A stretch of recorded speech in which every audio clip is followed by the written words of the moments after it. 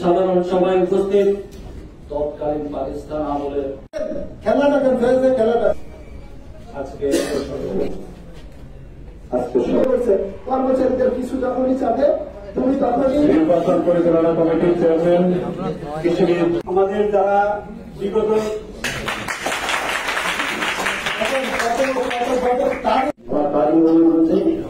পড়াশোনা করে বিশ্ববিদ্যালয় করছি। আজকে বাংলা বন্দর কর্তৃপক্ষ তো এ পর্যায়ে ওনার বক্তব্য রাখার জন্য আমি ওনাকে বেশি পরিণত দিই। দুনিয়ার মজদুর দুনিয়ার মজদুর আমি ভাই তুমি এগিয়ে চলো।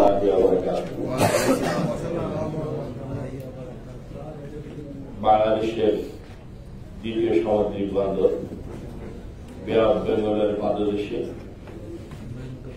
পশুর নদীর উপকূলে এই বন্দরটি অবস্থিত। এখানে দাঁড়িয়ে প্রাচীন ঐতিহ্যবাহী ৭৪ বছরের ইতিহাস মংলা বন্দরের স্মৃতিকে ধারণ করে আছে এই মংলা বন্দর কর্তৃপক্ষ। মংলা বন্দর কর্তৃপক্ষে কর্মচারীর সঙ্গে অ্যাডহক কমিটি কর্তৃক আয়োজিত আজকের এই শ্রমিক কর্মচারী ভাইদের সাধারণ সভা সম্মানিত অ্যাডহক কমিটির আহ্বায়ক শেখ শাহিনুর রহমান উপস্থিত রয়েছেন। অ্যাডহক কমিটির অন্যান্য নেতৃবৃন্দ ৪ জন সদস্য, এই কর্মচারী সংঘে যারা নেতৃত্ব দিচ্ছে আমাদের নাইম আসিফ, আলামিন, এনামুল, আরেকজন কপ করবে বলে আরো উপস্থিত রয়েছেন। আমার পাশে বসে রয়েছেন এই মংলা পল্লী হাই স্কুলের সুনামধন্য শিক্ষক আমার মেজ মামা, এই এলাকার বিশিষ্ট শিক্ষাবিদ, যিনি যশোর বোর্ডের ইংরেজি বিভাগে ৩৬ বছরের হেড এক্সামিনার ছিলেন, বরেণ্য শিক্ষাবিদ জনাব আজমল মামা, আজমল হোসেন, তার সুযোগ্য সন্তান খুলনা বিশ্ববিদ্যালয়ের ইংরেজি বিভাগের চেয়ারম্যান প্রফেসর ডক্টর সামিউল হক উপস্থিত রয়েছে। খুলনা বিশ্ববিদ্যালয়ের মেধাবী ছাত্র, আমাদের ছাত্র বৈষম্য বিরোধী আন্দোলনের অন্যতম নেতা, আমাদের অহংকার, আমাদের গর্ব মিনাজুল আবেদীন উপস্থিত রয়েছে। নির্বাচন পরিচালনা কমিটির কর্মচারী সংঘের আহ্বায়ক কমিটির সদস্য সচিব মিয়ানুর উদ্দিন টুটুর এবং নির্বাচন পরিচালনা কমিটির সদস্য মহসিন পাটোয়ারি, শ্রমিক নেতা আমার সামনে উপস্থিত রয়েছেন আমার প্রাণপ্রিয় শ্রমিক ভাইয়েরা। দীর্ঘক্ষণ ঈশ্বর নামাজের পর থেকে শুরু করে 7:30 থেকে শুরু করে এখন প্রায় 9:30 বাজে 2 ঘন্টা যাবৎ আমরা এখানে অনুষ্ঠান করছি।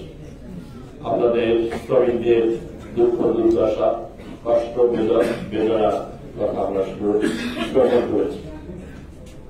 আল্লাহ রাব্বুল আলামিন রাসূল সাল্লাল্লাহু আলাইহি ওয়াসাল্লামের মাধ্যমে ঘোষণা করেছেন, শ্রমিকের পাওনা তাদের ঘাম শুকানোর আগেই পরিষ্কার করে দাও।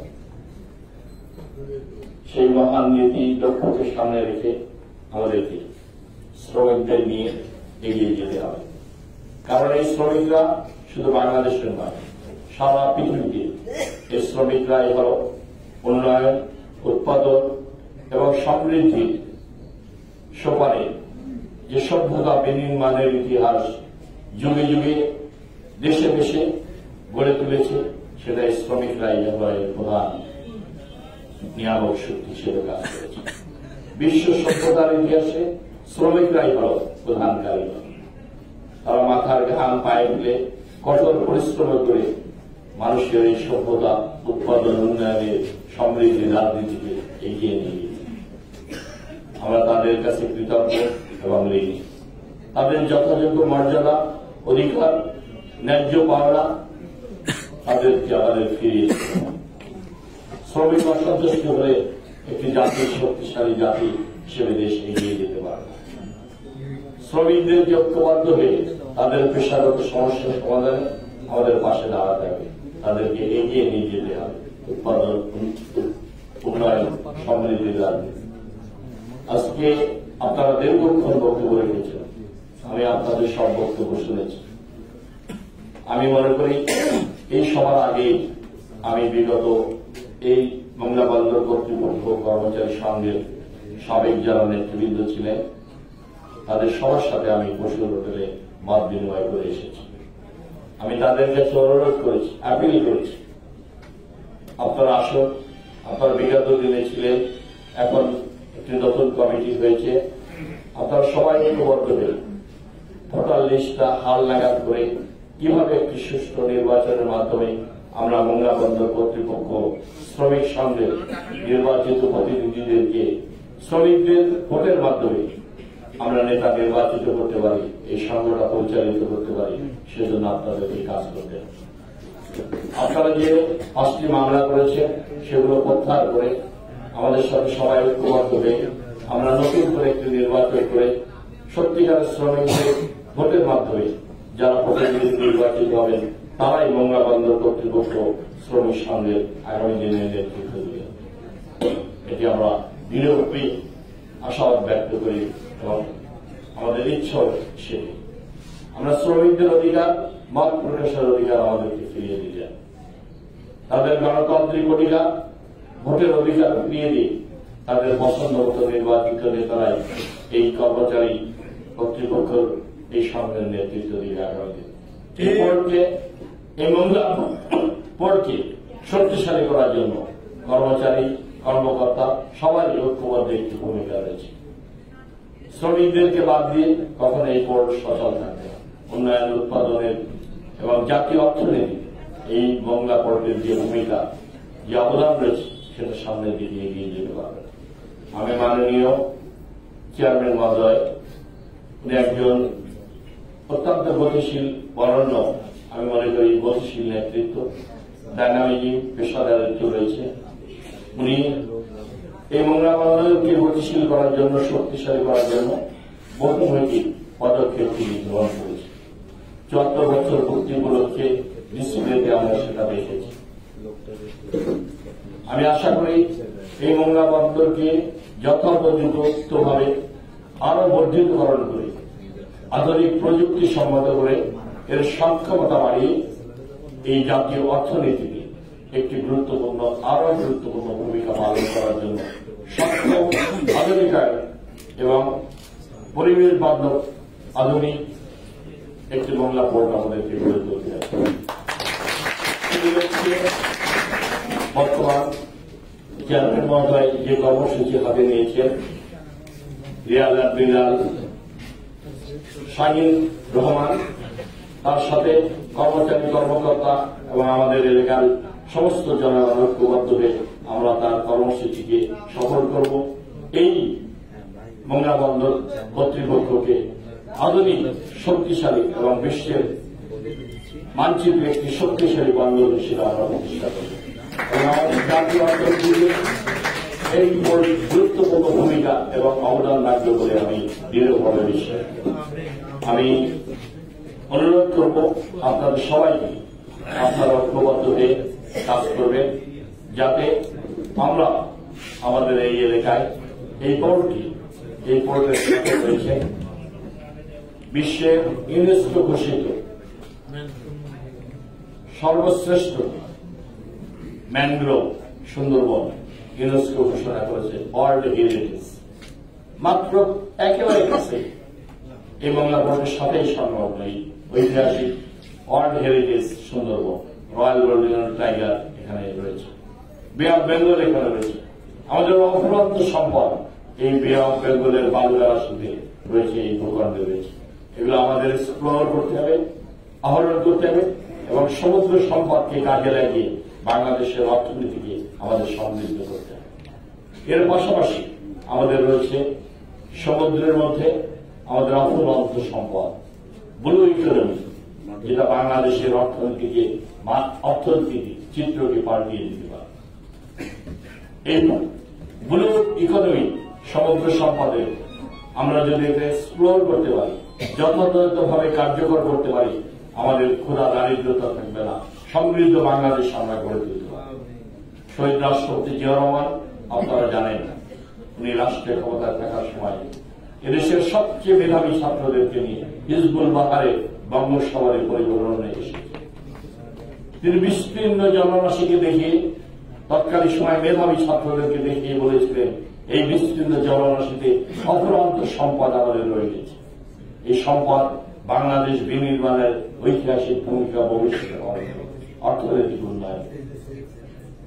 তিনি তৎকালীন সময় দিক নির্দেশনা দিয়েছিলেন মেধাবী ছাত্রদেরকে হিজবুল বাহারে, তারা অনেকেই বেঁচে রয়েছে। আমাদের বিস্তীর্ণ জনরাশি বে অফ বেঙ্গলে আমাদের সম্পদ, সর্বশ্রেষ্ঠ সম্পদ। এই বালুগাড়ার মধ্যে লুকিয়ে রয়েছে খনিজ সম্পদ, আমাদের তেল গ্যাস সম্পদ। এগুলো যদি আমরা যথাযথভাবে আহরণ করতে পারি, এক্সপ্লোর করতে পারি, বিদেশি প্রযুক্তির মাধ্যমে বাংলাদেশের অর্থনৈতিক মানচিত্র পরিবর্তন হয়ে যায়। এই দুটি সম্পদ, বে অফ বেঙ্গলের খনিজ সম্পদ, তেল গ্যাস সহ ব্লু ইকোনমি আমরা যথাযথভাবে কাজে লাগিয়ে আমাদের যদি সুযোগ আসে আল্লাহর রহমতে দেশের গণতান্ত্রিকভাবে নির্বাচনের মাধ্যমে আমাদের ভারপ্রাপ্ত চেয়ারম্যান তারেক রহমান শুধু লন্ডনে 8,500 কিলোমিটার দূরে থেকে সারাক্ষণ তিনি দেশের জন্য চিন্তা করেন, দেশের মানুষের কথা চিন্তা করেন, দেশের মানুষের অর্থনৈতিক মুক্তির কথা চিন্তা করেন, স্বনির্ভর সমৃদ্ধশালী একটি বাংলাদেশ গঠনের চিন্তা তিনি করেন। তিনি স্বপ্ন দেখেন তার বাবার মতোই, তার মায়ের মতোই, কিভাবে বাংলাদেশকে উন্নয়ন করা যায়, সমৃদ্ধি অর্জন করা যায়। এই সমুদ্র সীমানায় আমাদের এই সম্পদ, আমাদের সুন্দরবন, আমাদের অফুরন্ত সম্পদ এবং এই পোর্ট, দ্বিতীয় সামুদ্রিক বন্দরকে কাজে লাগিয়ে বাংলাদেশের অর্থনৈতিক চিত্র আমরা পাল্টিয়ে দিতে পারি। সেই জন্য আপনাদেরকে ঐক্যবদ্ধ হয়ে শ্রমিকরা এই বন্দরের মূল চালিকা শক্তি, আপনাদেরকে এগিয়ে আসতে হবে, নেতৃত্ব দিতে হবে। আমাদের সুযোগ্য মাননীয় চেয়ারম্যান মহোদয়ের সাথে আমার কথা হয়েছে কয়েকবারে, উনি অত্যন্ত বলিষ্ঠ গতিশীল নেতৃত্ব। আমি আশা করি আমরা সবাই ঐক্যবদ্ধ হয়ে এই এলাকার মানুষের এবং দেশের মানুষের স্বপ্নকে আমরা পূরণ করতে পারব। এখানে ইপিজেড রয়েছে, ইকোনমিক জোন রয়েছে, এটাকে শক্তিশালী করে আধুনিকায়ন করে বিদেশি বিনিয়োগকারীদের আকৃষ্ট করে আমরা এক্সপোর্ট প্রসেসিং জোন এবং ইকোনমিক জোনকে শক্তিশালী করে অনেক শিক্ষিত অশিক্ষিত সমস্ত কর্মচারী এবং নেতা কর্মীদের জনগণকে আমরা কাজে লাগিয়ে উৎপাদনে সম্পৃক্ত করতে পারি, সেটার পরিকল্পনা আমাদের রয়েছে। আমরা এখানে পাওয়ার প্ল্যান্ট রয়েছে রামপালে, বিশাল পাওয়ার প্ল্যান্ট তাপবিদ্যুৎ কেন্দ্র। এই তাপবিদ্যুৎ কেন্দ্রকে কাজে লাগিয়ে আমাদের কর্মসংস্থান পাওয়ার জেনারেট করে আমরা এলাকার অর্থনৈতিক উন্নয়ন করতে সক্ষম হব। আমাদের অফুরন্ত সম্পদ রয়েছে। হযরত খানজান আলী রহমাতুল্লাহ পুণ্যভূমি স্মৃতিকে ধারণ করে আছে 60 গম্বুজ মসজিদ, খানজান আলী রহমাতুল্লাহ মাজার এখানে রয়েছে। সারা পৃথিবীর ঐতিহ্যকে ধারণ করে আছে, 640 বছরের ইতিহাসের স্মৃতিকে ধারণ করে রয়েছে। 180 বিঘা এক একটা দিঘি, খানজান আলীর দিঘি 180 বিঘা নিয়ে এই দিঘিটি পরিবেষ্টিত রয়েছে। পচা দিঘি রয়েছে, খোলা দিঘি রয়েছে, এরকম প্রায় 120-30 বিঘা নিয়ে এই বিশাল বিশাল দিঘি রয়েছে। প্রাচীন পুরাকীর্তির ইতিহাসকে ধারণ করে রয়েছে। আজকে বাগেরহাট সব দিক দিয়ে সমৃদ্ধশালী, মানুষও বাগেরহাটের অনেক সহজ সরল মানুষ। আমরা মনে করি আমাদের এই সম্পদকে কাজে লাগিয়ে বাংলাদেশের অর্থনৈতিক উন্নয়নে আমরা গুরুত্বপূর্ণ ভূমিকা রাখতে পারব, এটা আমার দৃঢ় বিশ্বাস। সেই জন্য আপনাদেরকে যোগ্য হিসেবে গড়ে তুলে আপনাদেরকে কাজ করতে হবে, দেশের জন্য, মংলা কোর্টের জন্য, এলাকার মানুষের জন্য। সবাই আপনারা কাজ করবেন যাতে সন্ত্রাস মুক্ত, দুর্নীতিমুক্ত, মাদক মুক্ত আমরা একটি বাংলাদেশ গড়তে পারি, একটি জনপদ গড়তে পারি, গ্রাম মংলা গড়তে পারি। এই লক্ষ্যকে সামনে নিয়ে আমাদের এগিয়ে যেতে হবে। আমাদের তরুণ প্রজন্মরা এগিয়ে এসেছে, তাদেরকে আমাদের যোগ্য নাগরিক হিসেবে গড়ে তুলে এই দেশ গঠনে তাদেরকে আমাদেরকে গড়ে তুলতে হবে। তাদেরকে নৈতিক চরিত্রের মাধ্যমে শিক্ষার আলোয় আলোকিত করে এদেশ সেবায় তাদেরকে এগিয়ে নিয়ে যেতে হবে। আমাদের 54 বছর পথ অতিক্রান্ত হয়েছে স্বাধীনতা, আজও আমাদের মানুষের অর্থনৈতিক মুক্তি আসে। ধনী দরিদ্রের বৈষম্য গত 18 বছর প্রকট থেকে প্রকট হয়েছে। এক শ্রেণীর মানুষ, কিছু লুটেরা, ব্যবসায়ী, এমপি, মন্ত্রী, আমলারা, সিভিল প্রশাসন, পুলিশ প্রশাসনের কিছু লোকরা লুটপাট করে দেশের সম্পদ বিদেশে পাচার করে নিয়েছে। হাজার হাজার লক্ষ লক্ষ কোটি টাকা বিদেশে পাচার করে নিয়েছে। একজন মন্ত্রী, এমপি, সিভিল প্রশাসন, আমলারা, বিচার বিভাগের কিছু কিছু বিচারপতিরা এবং পুলিশ বিভাগের কিছু কিছু আমলারা আপনারা দেখেছেন কিভাবে দেশের সম্পদ লুট করেছে, মানুষের রক্ত শোষণ করেছে, সমস্ত সম্পদ লুট করে বিদেশে নিয়ে গেছে। দেশে আর কিছু নেই। রাষ্ট্রায়ত্ত বেসরকারি ব্যাংকগুলো লুট করে নিয়েছে, বাংলাদেশ ব্যাংক সেগুলো লুট করে নিয়েছে। দেশে আর কিছুই নেই। বাংলাদেশকে সর্বদিক থেকে আজকে সমস্ত সাংবিধানিক জাতীয় প্রতিষ্ঠান, বিচার বিভাগ, পুলিশ বিভাগ এবং সিভিল প্রশাসন সহ প্রত্যেকটি বিভাগ, গুরুত্বপূর্ণ সেক্টরগুলো, কৃষি সেক্টর, খাদ্য সেক্টর, স্বাস্থ্য সেক্টর, স্থানীয় সরকার বিভাগ, সমস্ত সেক্টরগুলো দুর্নীতি লুটপাট করে ধ্বংস করে দিয়েছে। আর দুর্নীতিবাদ লুটেরা দল কেনা একটি দলের লোকরা বিভিন্ন গুরুত্বপূর্ণ জায়গায় তারা শুধু লুণ্ঠন করেছে, জয় বাংলা স্লোগান দিয়েছে আর অর্থ ইনকাম করে বিদেশে পাচার করেছে আর দেশের মানুষকে শোষণ করেছে। এটি হল শেখ হাসিনার 18 বছরের কলঙ্কিত দুঃশাসনের ইতিহাস। আমরা 17 বছর আন্দোলন করেছি, অসংখ্য নেতাকর্মীরা গুম হয়েছে, জীবন দিয়েছে, হাজার হাজার নেতাকর্মীরা মৃত্যুবরণ করেছে। সব শেষে গত জুলাই আগস্টের ছাত্র জনতা ঐতিহাসিক রক্তাক্ত বিপ্লব, এই বিপ্লব আমাদেরকে এই ফ্যাসিবাদের হাত থেকে মুক্ত করেছে। তরুণ ছাত্ররা দেশের জন্য, মানুষের মুক্তির জন্য তাদের মূল্যবান জীবন তারা উৎসর্গ করেছে। একসাথে 1200 থেকে 1500 আমাদের তরুণ টকবগে ছাত্ররা খুনি হাসিনার তপ্ত বুলেটকে বুকে ধারণ করে হাসি বুকে ধরা মৃত্যুকে আলিঙ্গন করেছে। পৃথিবীর ইতিহাসে জীবনদানের, জীবন উৎসর্গের এমন মহৎ দৃষ্টান্ত গত 200 বছরের ইতিহাসে পৃথিবীতে। আমাদের জাতির শ্রেষ্ঠ সন্তান এইসব ছাত্ররা। আমরা মনে করেছিলাম আধুনিক যুগে আমাদের ছাত্ররা সব পোল্ট্রি মুরগির মতোই, কিন্তু তারা প্রমাণ করেছে দেশের জন্য, মানুষের জন্য, দেশের স্বাধীনতার জন্য, বৈষম্য বিরোধী, ন্যায় বিচার প্রতিষ্ঠার জন্য, সাম্য প্রতিষ্ঠার জন্য, ইনসাফ প্রতিষ্ঠার জন্য তারা জীবন দিতে শিখেছে, জীবন দিয়েছে। এই মহৎ অর্জনকে আমাদের বৃথা হতে দেব। সমস্ত শহীদদের রক্তের ঋণ আমাদের সত্য। এটা দ্বিতীয় মুক্তিযুদ্ধের আরেকটি স্বাধীনতা, গণতন্ত্র ফিরে পাওয়ার ইতিহাস। আমাদের দ্বিতীয় মুক্তিযুদ্ধ হিসেবে আমরা এটাকে অভিষেক করব।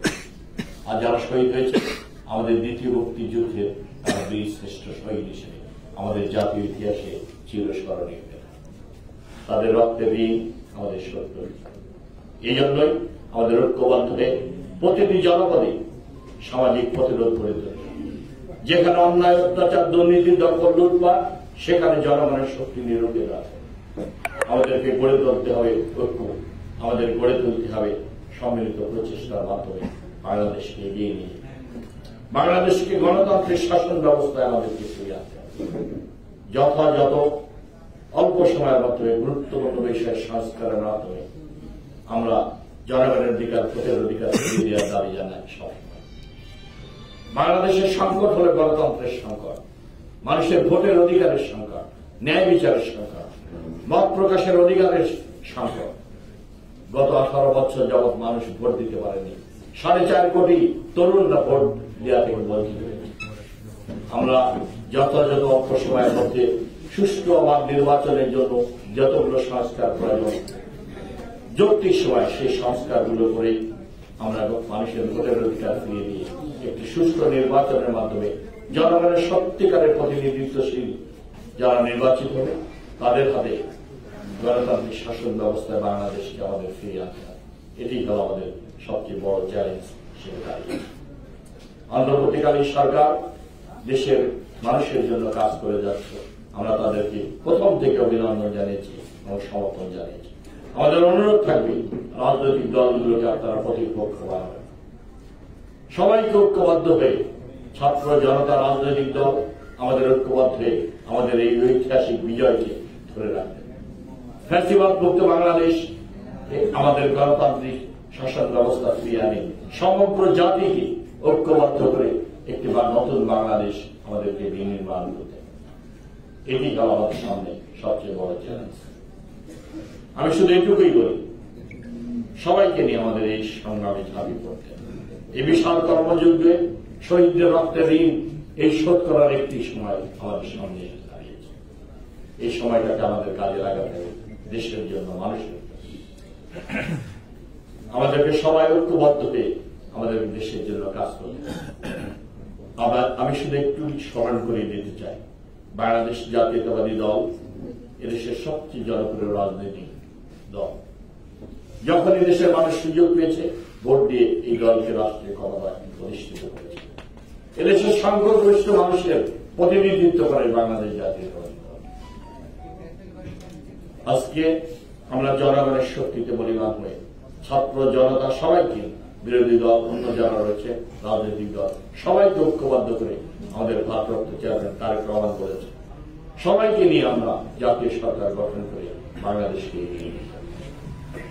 ছোটখাটো দল যারা রয়েছে সবাইকে নিয়ে রাষ্ট্র পরিচালনায় দ্বিকক্ষ বিশিষ্ট পার্লামেন্টের কথা তিনি বলেছেন, ন্যায়পালের কথা বলেছেন, দুর্নীতি মুক্ত করার জন্য বলেছেন, কৃষি স্বাস্থ্য উন্নয়নের কথা তিনি বলেছেন, 31 দফা কর্মসূচি রাষ্ট্র মেরামতের কল্যাণমূলক রাষ্ট্র গঠনের জন্য।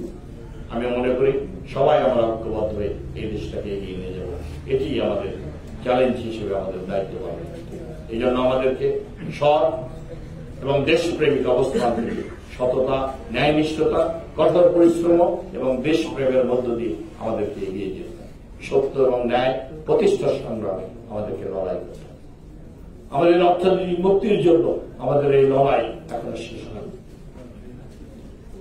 আমাদের এই লড়াই শেষ হবে যখন মানুষের অর্থনৈতিক মুক্তি আসবে, আমরা একটি গণতান্ত্রিক বাংলাদেশ ফিরে পাবো, মানুষের অধিকার ফিরে পাবো, ন্যায় বিচার ফিরে পাবো, সামাজিক বিচার ব্যবস্থা ফিরে পাবো, আমাদের দুঃখী দরিদ্র মানুষের মুখে হাসি ফোটাবে।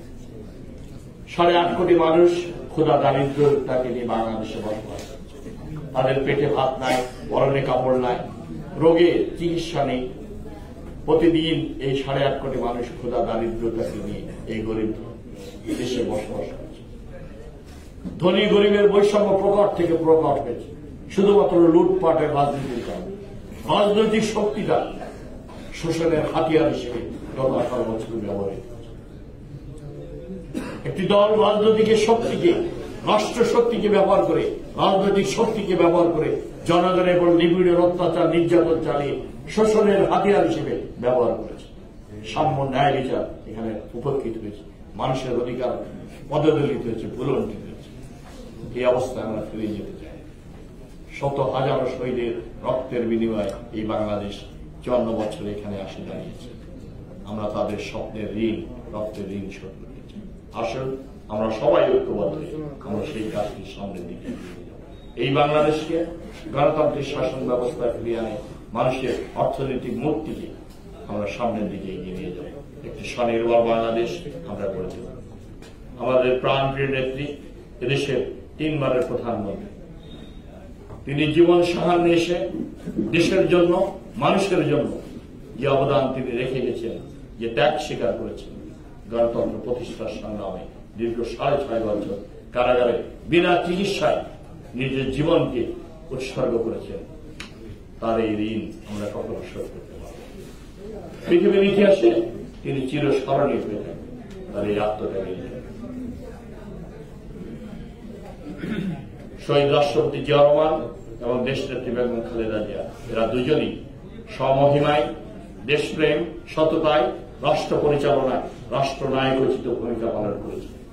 এই জন্যই তারা দুইজনই বাংলাদেশের ইতিহাসে সবচেয়ে জনপ্রিয় রাষ্ট্রনায়ক এবং সবচেয়ে বেশি জনগণের কাছে ভালোবাসায় সিক্ত এবং অভিষিক্ত হয়েছে। সবচেয়ে জনপ্রিয় নেতা এবং নেত্রী দুইজন। আজকে আমাদেরকে তাই তাদের আদর্শের পথকে অনুসরণ করে আমাদের সামনের দিকে এগিয়ে যেতে হবে। আমরা ক্ষুধামুক্ত একটি বাংলাদেশ গড়তে চাই। শহীদ রাষ্ট্রপতি জিয়া রহমানের আমরা পূরণ করতে চাই। শহীদ জিয়া রহমান যেভাবে বাংলাদেশকে দেখেছিলেন, ঠিক সেই বাংলাদেশকে আমরা বিনির্মাণ করতে চাই। সেজন্য আমাদেরকে ঐক্যবদ্ধ হয়ে সততা, দেশপ্রেমের চেতনাকে সামনের দিকে এগিয়ে নিয়ে গিয়ে সমগ্র জাতিকে ঐক্যবদ্ধ করে আমাদেরকে বিশাল কর্মযোগ্য সাধনের মাধ্যমে দেশের মানুষের অর্থনৈতিক মুক্তি আনতে। এই আশাবাদ ব্যক্ত করে আপনাদের সবাইকে ধন্যবাদ, কৃতজ্ঞতা জানিয়ে এবং আবারও সশ্রদ্ধ সালাম জানিয়ে আপনাদের প্রতি আবারও শুভেচ্ছা, কৃতজ্ঞতা জানিয়ে আমার বক্তব্য শেষ করছি। খোদা হাফেজ। বাংলাদেশ